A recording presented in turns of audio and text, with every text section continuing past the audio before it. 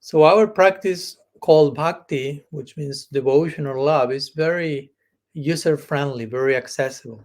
Et donc cette pratique qu'on appelle la bhakti est très accessible finalement, très simple à pratiquer. And there is a famous verse in the Bhagavad Gita, second verse of the 9th chapter. I briefly quoted that before.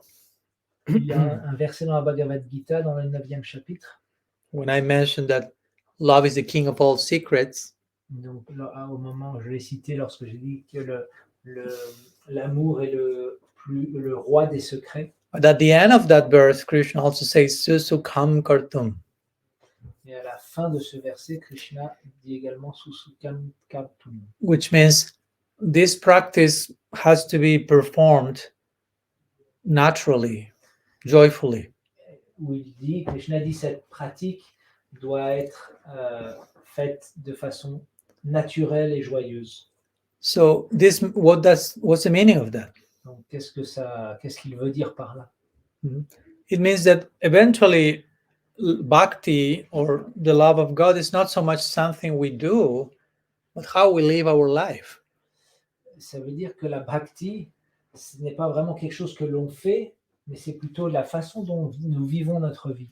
In the beginning, we may separate some time of our day for certain practice of prayer, meditation, chanting, studies. We may have our hours per day of spiritual practice.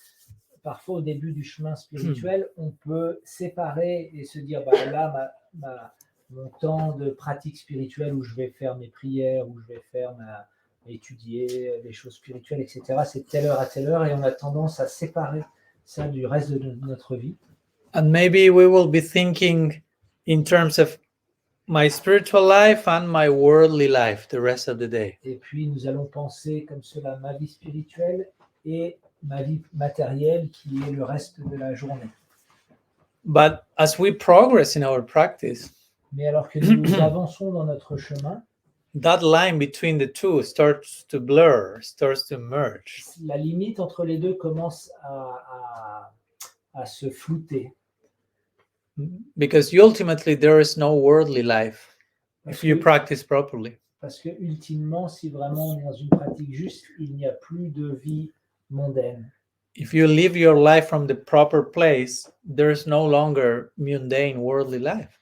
Si vous vivez votre vie depuis le bon endroit, alors finalement il n'existe pas de vie mondaine. So if we create in our life this difference, spiritual life and mundane material life, we are creating that difference. Si nous dans notre vie, nous mettons d'un côté notre vie spirituelle, de l'autre côté notre vie mondaine, c'est nous qui créons cette différence. But as I said, ultimately life is already spiritual. Everything is already connected with God. So when we awake to that vision, material life disappears. Mais comme on a dit tout à l'heure, tout est connecté au divin, tout est interconnecté, et simplement si on réussit à s'ouvrir à cette expérience, cette vision, alors tout est spirituel. Il y a le côté matériel disparaît complètement. Because spiritual life or spiritual practice is not so much about doing certain things.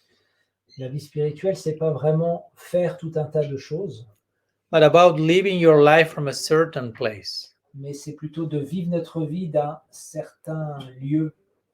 While you do everything. Depuis un certain lieu en nous, lorsque nous faisons